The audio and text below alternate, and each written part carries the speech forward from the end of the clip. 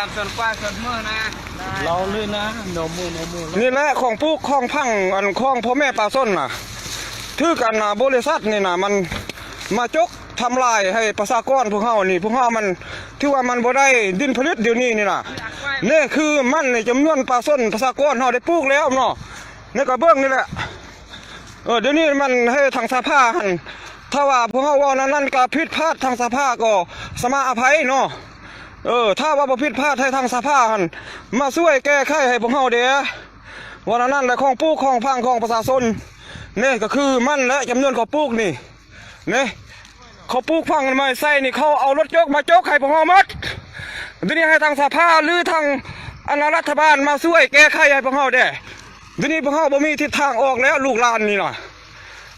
มันบริษัทจีนมาสัมปทานปลูกไว้ไม่วิก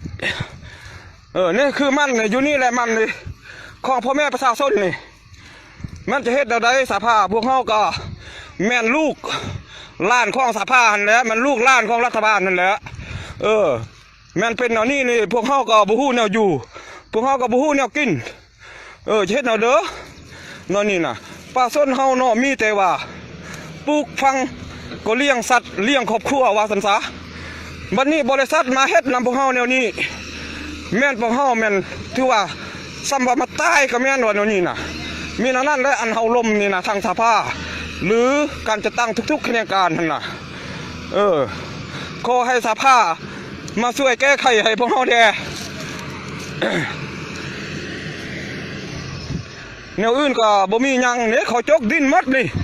ดินปลูกฟังของพ่อแม่ประชาชนนี่บริษัทเฮ็ดแนวนี้มันถูกบ่ถ้าถูกก็สมาอภัยโทษถ้าว่าบ่ถูกก็ให้ทางสภามาแก้ไขให้พวกเฮาได้ว่าแนวนั้นแหละของปลูกของฟังพ่อแม่ประชาชนมันบ่มีบัดนี้เข้าเลยมาสัมปทานปลูกไม้วิกพวกเฮาก็บ่ได้รับรู้มาจกทิ่มเป็นเครื่องปลูกของฟังของพวกเฮาเนี่ยดินต้นหญ้าจำนวนนี่แหละเด้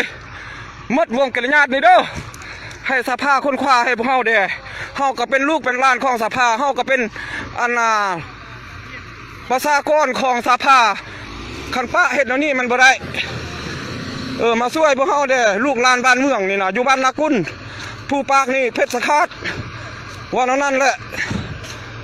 พอขั้วคำเพ็ญนี่มันเพชรสฆาตนี่นะอยู่บ้านนากุลขอคำเพ็ญในทางสภาพวกเฮามาแก้ไขให้พวกเฮาเด้ว่านั้นด่วนขอให้มันด่วนคือว่ามันจกดินพวกเฮาหมดแล้วดินป่าส้นเนี่ยมันจกหมดแล้วเด้อของปลูกของฟังป่าส้นเนี่ยมีมันนี่ของปลูกของฟังเป็นแหล่งรายรับของป่าส้นบนอื่นมันบ่มีแนวอื่นมันบ่มีอยู่บ้านเฮานี่มีแต่ปลูกมันนี้ขายเพื่อว่านุ่งอยู่คู่กินนั่นแหละ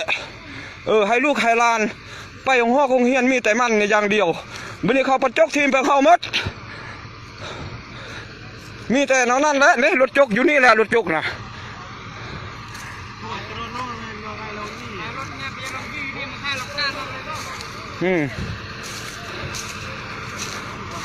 นี่พวกนั้นแหละพวกมันจกดินพวกเขาน่ะนี่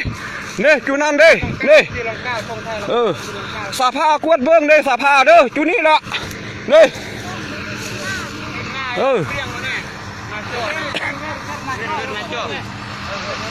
นี่ละสภาเลยนี่เขาจกดินพวกเขาน่ะดินปลูกดินฟางพวกเขาน่ะเนื้อที่นี่น่ะนี่มดนี่น่ะนี่มดขั้นตอนไล่ได้สภาเอ้ยรัฐบาลเอ้ย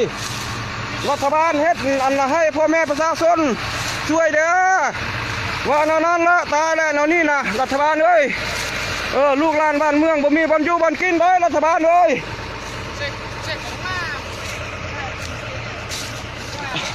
เนี่ยดินน่ะบนเขาจกน่ะเด้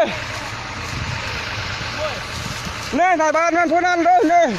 ผู้มีเขียวเด้อนายบ้านเด้อพาไปเด้อจกใส่กองหน้าเอาหมดเขาเฮ็ดให้พวกเฮาตายด้วยพวกเฮาบ่ตายก็ซ้ำพวกเฮาตายแล้วมันปื้อกองหน้า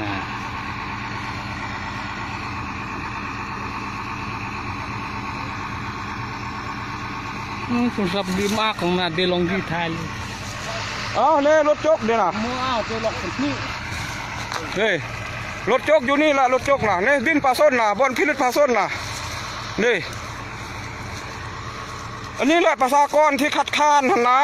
ขอความช่วยเหลือจากรัฐบาลและก็จากสภาประชาชนมาช่วยแก้ไขน่ะนี่ในบ้านนี่เนาะเด้อนี่ผู้จุกเด่นผู้เฮาเด้อ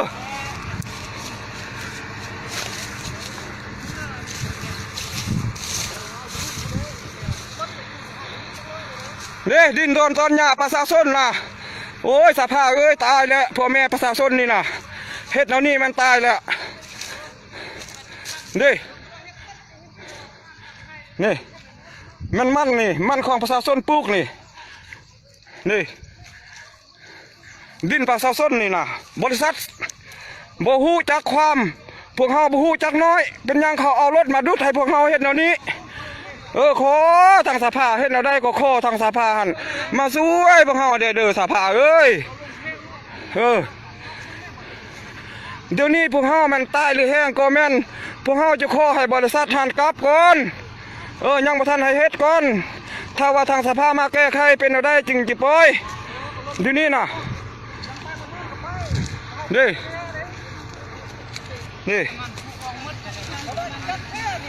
มันปลูกหมดแล้วแถวนี้นะเด้อนี่แถวเฮ็ดนี่นะมันปลูกหมดแล้วของปลูกของฟางปลาส้นหมดแล้วเด้อนี่นะ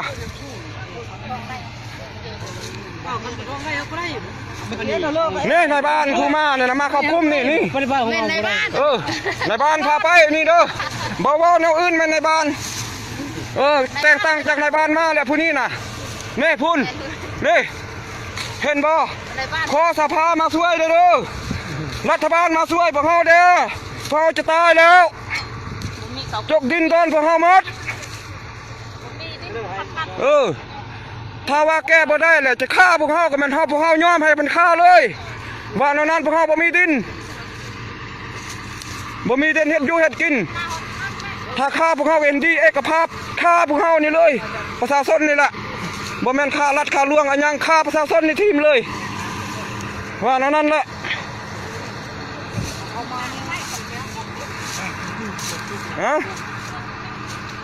โมจิสโลไกโซโตก่อนดำก่อนมีลม